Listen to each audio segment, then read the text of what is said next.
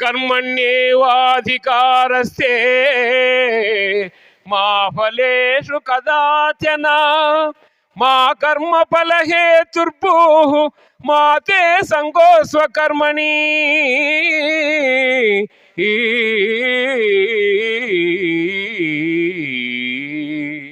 కర్మలను ఆచరించడం ఎందు నీకు అధికారము కలదు కానీ వాని ఫలితము పైన లేదు.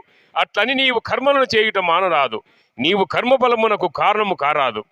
దుఃఖే స్వనుద్విగ్నమనా సుఖేషు విగత స్పృహ వీతరాగ భయ క్రోధ స్థితధీర్మునిరుచ్యతే.